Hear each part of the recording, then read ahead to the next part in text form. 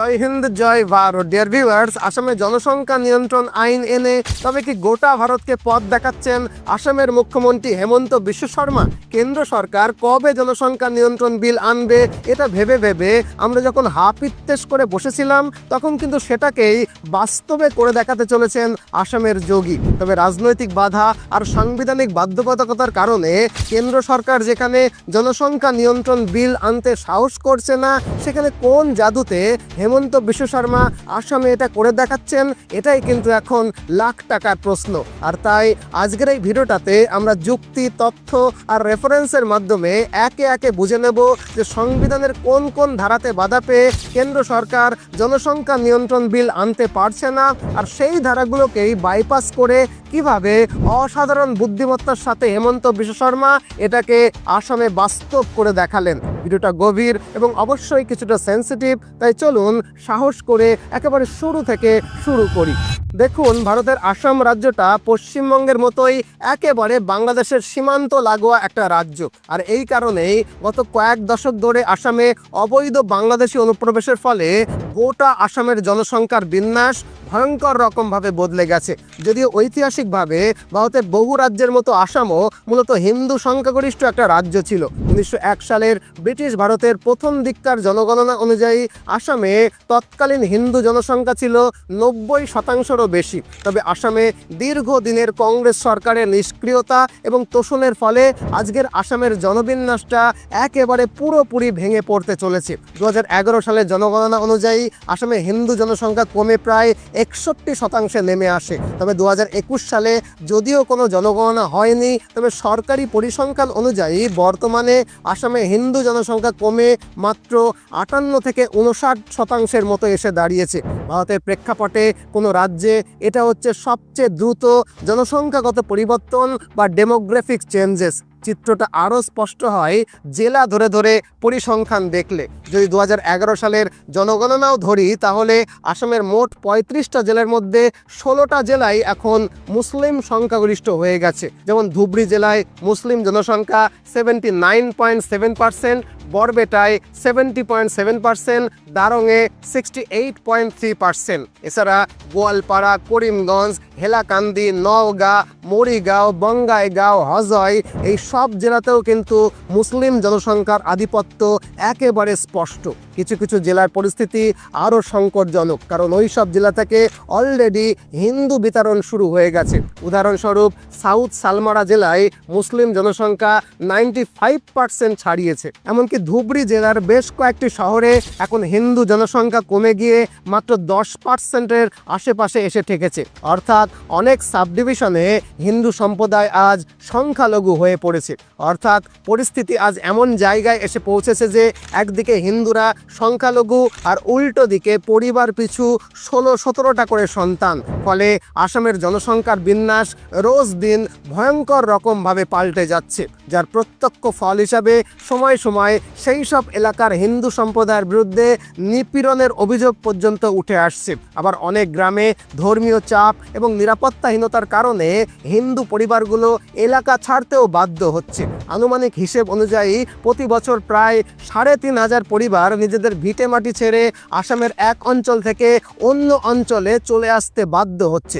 আসামে হিন্দুদের অবস্থা কতটা শোচনীয় এই পরিসংখ্যান থেকে আশা করি আন্দাজ করতে পাচ্ছেন। আর তাই সম্প্রতি অসমের মুখ্যমন্ত্রী সংবাদ মাধ্যমের সামনে খোলাখুলি বলেছেন যে আসামের জনবিন্যাস এরকমভাবে পরিবর্তিত হতে থাকলে 2041 সালের মধ্যে সেখানে 50% হিন্দু আর 50% মুসলমান বাস করবে। আর যদি এমনটা ঘটে, তাহলে বুঝতে হবে অসম বাংলাদেশে পরিণত হতে আর খুব বেশি সময় নেবে না। এই আশঙ্কার কারণে হেমন্ত বিশ্ব শর্মা আসামকে বাঁচাতে একের পর এক আইন আনছেন এবং প্রয়োজনে কঠোর থেকে কঠোরতর পদক্ষেপ গ্রহণ করছেন।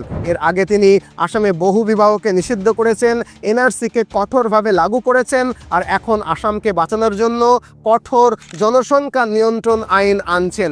আর এই নীতির আওতায় আসাম সরকার চাইছে প্রথমত যাদের দুটি সন্তানের বেশি থাকবে তারা কোনো রকমের সরকারি সুযোগ সুবিধা পাবে না, অর্থাৎ তারা সরকারি হাসপাতালে বিনামূল্যে চিকিৎসা করাতে পারবে না, বিনামূল্যে রেশন পাবে না, সরকারি বাড়ি পাবে না, সরকারি স্কলারশিপ পাবে না, কোনো রকম সরকারি ভর্তুকি পাবে না। মানে দুই সন্তানের বেশি হলে কোনো রকম সরকারি প্রকল্পের সুবিধাই তারা পাবে না। দ্বিতীয়ত দুটি সন্তানের বেশি সন্তান থাকলে পঞ্চায়েত এবং স্থানীয় নির্বাচনে অংশ নেওয়া যাবে না। তৃতীয়ত অসমে রাজ্য সরকারের অধীনে যে কোনো সরকারি চাকরি পাওয়ার ক্ষেত্রে সুযোগ এই পরিবারগুলোর একেবারেই থাকবে না। এই ধরনের কঠোর আইন আসাম সরকার তৈরি করছে। তবে এরকম নয় যে এই আইন আসামে হঠাৎ করে আনা হচ্ছে। এই জনসংখ্যা নীতি আসামে কংগ্রেসের সময় থেকে শুরু হয়েছিল, তারপর 2018 সাল থেকে ধাপে ধাপে বাস্তবায়নও শুরু হয়েছিল, আর এখন এসে এটাকে সম্পূর্ণভাবে কার্যকর করার প্রচেষ্টা শুরু হয়েছে। কিভাবে? আসলে 2017 সালে তখন কংগ্রেস সরকারের মুখ্যমন্ত্রী ছিলেন তরুণ গগৈ। আসামের তৎকালীন কংগ্রেসি বিধানসভায় সরাসরি পপুলেশন কন্ট্রোল ল পাশ করার পরিবর্তে কংগ্রেস সরকার তখন একটা স্টেট পলিসি গ্রহণ করেছিলেন যার নাম population and women empowerment policy of Assam 2017। এটা ছিল একটা এক্সিকিউটিভ পলিসি ডিসিশন, তবে এটা কোনো আইন নয়। এর সপক্ষে তৎকালীন কংগ্রেসি মুখ্যমন্ত্রী তরুণ গগৈয়ের যুক্তি ছিল আসামের জনসংখ্যা বৃদ্ধির হার তুলনামূলকভাবে অনেক বেশি, যার ফলে আসামের মাতৃস্বাস্থ্য, নারী শিক্ষা এবং সরকারি সম্পদের ওপরে চাপ বাড়ছে। আর তাই আইন না আনলেও এই সফট গভর্নমেন্ট পলিসির অধীনে বলা হয় যারা দুটি সন্তান বা তার কম রাখবেন তারা সরকারি চাকরিতে অগ্রাধিকার পাবেন এবং বিভিন্ন স্টেট ওয়েলফেয়ার স্কিমে তাদের সুযোগ সুবিধা পাওয়াটা বজায় থাকবে। তবে এই পলিসির ভিত্তিতে সেই সময় সরাসরি কোনো আইন বানানো হয়নি। তার পরিবর্তে আসামের বিভিন্ন ডিপার্টমেন্টাল রিক্রুটমেন্ট রুলস এবং স্কিম গাইডলাইনের মধ্যে এই 2 চাইল্ড নর্মকে ধীরে ধীরে যুক্ত করা হতে শুরু হয়। তবে আসামের বর্তমান মুখ্যমন্ত্রী হেমন্ত বিশ্ব শর্মা তরুণ গগৈয়ের মতো নরম সরম মুখ্যমন্ত্রী নন। তিনি সরকারি পলিসির মতো গায়ে হাত বোলানোর নীতির বাইরে বেরিয়ে এসে 2017 সালে তরুণ গগৈয়ের পাশ করা পলিসির ওপরে ভিত্তি করে 2018 সালে আসাম পঞ্চায়েত অ্যাক্ট সংশোধনী আইন নিয়ে আসেন। মানে 2017 সালে তরুণ গগৈয়ের তৈরি করা সফট অ্যাপ্রোচের পলিসির ওপরে ভিত্তি করে 2018 সালে হেমন্ত বিশ্ব শর্মা অ্যামেন্ডমেন্ট অ্যাক্ট বা সংশোধনী আইন আনেন। কীরকম সংশোধনী আইন? চলুন একে একে বুঝি। প্রথমেই আসি পঞ্চায়েতের আইনের বিষয়টাতে। পুরনো পঞ্চায়েত আইন আসাম পঞ্চায়েত অ্যাক্ট 1994-তে পঞ্চায়েত বা স্থানীয় নির্বাচনে দাঁড়ানোর ক্ষেত্রে সন্তান সংখ্যার কোনো বাধ্যবাধকতা ছিল না। যে কেউ 2টি, 3টি বা তার বেশি সন্তান থাকলেও গ্রাম পঞ্চায়েত, আঞ্চলিক পঞ্চায়েত, জেলা পরিষদের নির্বাচনে প্রার্থী হতে পারত। অর্থাৎ জনসংখ্যা নিয়ন্ত্রণের কোনো শর্ত নির্বাচনী যোগ্যতার সঙ্গে তখন যুক্ত ছিল না। কিন্তু 2018 সালে হেমন্ত বিশ্ব শর্মা সরকার আসাম পঞ্চায়েত অ্যাক্ট 1994-এ একটা গুরুত্বপূর্ণ সংশোধনী আনেন।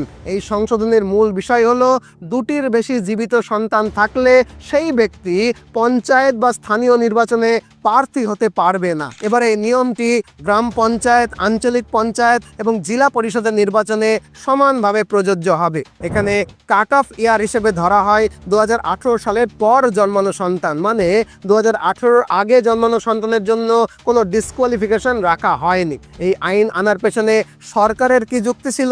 সরকারের যুক্তি ছিল পঞ্চায়েত স্তরের জনপ্রতিনিধিরাই সমাজের রোল মডেল। তারাই যদি জনসংখ্যা নিয়ন্ত্রণে বিশ্বাস না করেন তাহলে সাধারণ মানুষকে বার্তা দেওয়া যাবে না। তাই ইলেকশন এলিজিবিলিটির সঙ্গে পপুলেশন কন্ট্রোল বিষয়টাকে জুড়ে দেওয়া হয়েছে। আশা করি এই অবধি বিষয়টা আপনারা বুঝতে পারলেন। একই রকমভাবে তরুণ গগৈয়ের পাশ করা সরকারি policy population and women empowerment policy of Assam 2017-তে যেহেতু বলা ছিল যে যারা 2টি সন্তান পর্যন্ত রাখবেন তারা বিশেষ সরকারি সুযোগ সুবিধা পাবে, সরকারি চাকুরি এবং সরকারি স্কিমের বেনিফিট পাবে, আর যারা বেশি সন্তান রাখবে তারা পাবে না। এই পলিসির ওপরে বেস করে সম্প্রতি হেমন্ত বিশ্ব শর্মা আসামের বিধানসভায় একটা বিল নিয়ে এসেছেন যে যাদের 2টির বেশি সন্তান রয়েছে তারা সমস্ত সরকারি সুযোগ সুবিধা থেকে বঞ্চিত হবে। অর্থাৎ তারা আর সরকারি হাসপাতালে বিনামূল্যে চিকিৎসা করাতে পারবে না, বিনামূল্যে রেশনও পাবে না, সরকারি বাড়ি পাবে না, কোনো সরকারি স্কলারশিপ পাবে না, কোনো রকমের সরকারি ভর্তুকি পাবে না, মানে কোনো রকম সরকারি প্রকল্পের সুবিধা তারা পাবে না। আর এই প্রস্তাব আসার সাথে সাথে আসাম বিধানসভায় প্রবল বিতর্ক শুরু হয়ে যায় এবং আসলে এই রকম আইন আদতেও আনা সম্ভব কিনা সেই বিষয়েও প্রশ্ন উঠতে শুরু করে। কারণ এই রকম আইন পাশের ব্যাপারে দুটি প্রধান আইনি বাধা রয়েছে। এক, ভারতের সংবিধানের আর্টিকেল 16-তে সমান চাকরির সুযোগ এবং আর্টিকেল 21-এ জীবন এবং ব্যক্তিগত স্বাধীনতার কথা বলা আছে। এই দুটোই ভারতীয় নাগরিকদের জন্য একেবারে মৌলিক অধিকার। তাছাড়া এই প্রেক্ষাপটে বিজেপি নেতা এবং আইনজীবী অশ্বিনী কুমার উপাধ্যায় 2021 সালের মে মাসে সুপ্রিম কোর্টে একটা গুরুত্বপূর্ণ PIL দাখিল করেছিলেন, যেখানে জনসংখ্যা নিয়ন্ত্রণের জন্য 2 সন্তান নীতিকে বাধ্যতামূলক করার দাবি তোলা হয়। কিন্তু শুনানিকালে সুপ্রিম কোর্ট স্পষ্টভাবে মন্তব্য করে যে শুধুমাত্র জনসংখ্যার ভিত্তিতে নাগরিকদের সরকারি সুবিধা, চাকরি বা অধিকারকে সীমিত করা হলে তা মৌলিক অধিকারকে খর্ব করা হবে। আদালত আরও জানায়, জনসংখ্যা নিয়ন্ত্রণ নীতিগত বিষয় যা সংসদ এবং সরকারের সিদ্ধান্তের আওতায় পড়ে। আদালত জোর করে এমন আইন চাপিয়ে দিতে পারে না। এর থেকে বোঝা যায় যে পপুলেশন বেসড কঠোর আইন আনতে গেলে সংবিধানের মৌলিক অধিকারগুলোর সঙ্গে তার সামঞ্জস্য থাকাটা বাধ্যতামূলক। তাছাড়া স্বাধীনতার পর থেকে কেন্দ্র প্রায় 35 বার 2 সন্তান নীতি সম্পর্কিত আইন আনার প্রস্তাব করেছে, কিন্তু এখনো পর্যন্ত সংসদে তার কোনো কার্যকরী আইন পাশ করা যায়নি। তবে আসাম সরকার তাদের আনা এই আইনটাকে আইনি দৃষ্টিতে রক্ষা করতে একাধিক সাংবিধানিক যুক্তিকে সামনে আনছে, যে যুক্তির ওপরে বেস করে বিশেষজ্ঞরা বলছে আসাম হয়তো এই আইনকে পাশই করে ফেলবে। তবে যুক্তিগুলো কি কি এগুলো একটু ডিটেলসে বলি চলুন। এক, সংবিধানের আর্টিকেল 47 রাষ্ট্রকে স্পষ্টভাবে নির্দেশ দেয় যে জনগণের পুষ্টির মান উন্নয়ন করা, জীবনযাত্রার মান বাড়ানো এবং জনস্বাস্থ্য রক্ষা করা রাষ্ট্রের কর্তব্য। আসাম সরকার এখানে যুক্তি দিচ্ছে যে অতিরিক্ত জনসংখ্যার চাপ সরাসরি সরকারি হাসপাতাল, রেশন ব্যবস্থা, শিক্ষা ও স্বাস্থ্য পরিকাঠামোর ওপরে এসে পড়ছে। তাই জনসংখ্যা নিয়ন্ত্রণের উদ্দেশ্য 2 সন্তান নীতি গ্রহণ করা আসলে আর্টিকেল 47-এর বাস্তবায়নেরই একটা অংশ।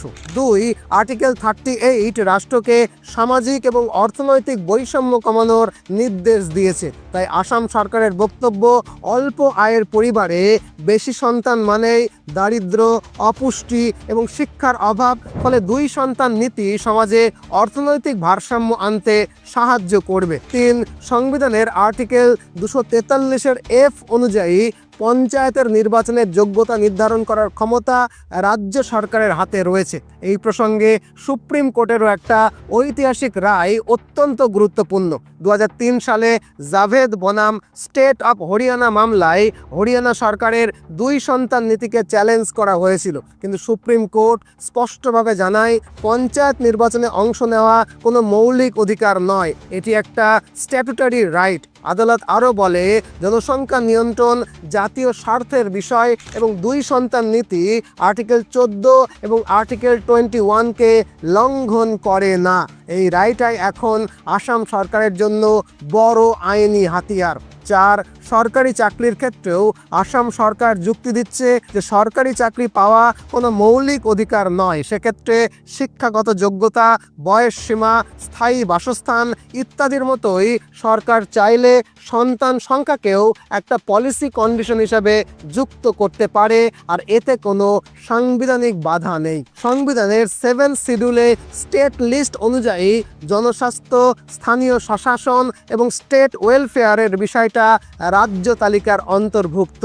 ফলে রাজ্য সরকার সরকারি প্রকল্প এবং সুবিধার যোগ্যতা নির্ধারণের ব্যাপারেও নীতিগত সিদ্ধান্ত নিতে পারে। সব মিলিয়ে বলা যায় আসাম সরকার সংবিধানের আর্টিকেল 47, আর্টিকেল 38, আর্টিকেল 243F এবং জাভেদ বনাম স্টেট অফ হরিয়ানা মামলার রায়কে সামনে রেখে এই আইনকে বৈধ প্রমাণ করার চেষ্টা করছে। কিন্তু একই সঙ্গে এটাও সত্য যে মৌলিক অধিকারগুলোর সীমা অতিক্রম করলে এই আইন সুপ্রিম কোর্টের কড়া পরীক্ষার মুখে কিন্তু পড়বেই। তবে আসামের এই আইন সুপ্রিম কোর্টে পৌঁছলে কি হয় সেদিকে অবশ্যই আমাদের নজর রাখতে হবে। তবে দেশের রাজনৈতিক বিশেষজ্ঞরা বলছেন হতে পারে আসামে হেমন্ত বিশ্ব শর্মার মধ্য দিয়ে কেন্দ্রের বিজেপি সরকার ধীরে ধীরে গোটা দেশের অভ্যন্তরের জনমতকে গঠন করতে চাইছে। আর একবার প্রবল জনমত গঠিত হয়ে গেলে সংসদে তারা নতুন এই আইনটা আনবে। তবে বিশেষজ্ঞদের মতে